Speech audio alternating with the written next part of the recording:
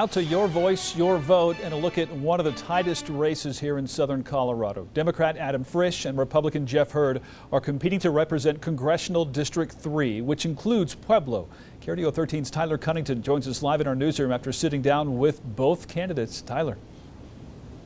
It's a district that has voted a Republican into office every election dating back to 2011.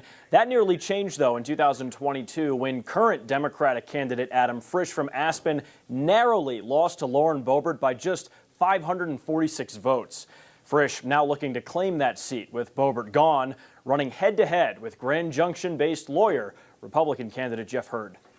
My first question is, kind of what makes you feel you're the most qualified to listen and stand up for and represent the steel workers and the people that live down here in the Steel City? This is my 120th day in Pueblo, Colorado since I started running for office.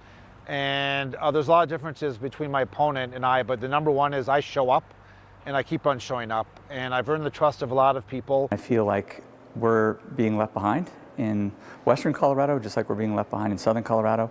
And our greatest export has become our kids. They grow up and they leave and they don't come back. What types of legislation would you look to try and support or back or outright pitch yourself to try to help those families who are dealing with those struggles of cost of living? Especially with the rural parts of our state, to see some of those tax dollars that we send to DC reinvested back in this community. We need more supply for housing, and we also need more supply of health insurance options as well and child care to reduce those costs. I think that we should push forward a reliable and thoughtful energy policy. Energy is a sort of hidden tax that goes through our entire economy, regardless of whether or not you're in the energy industry or not. Now, if you'd like to hear more from the two candidates, we have those full unedited interviews on our website, KRDO.com. Reporting live in our newsroom, Tyler Cunnington, KRDO 13.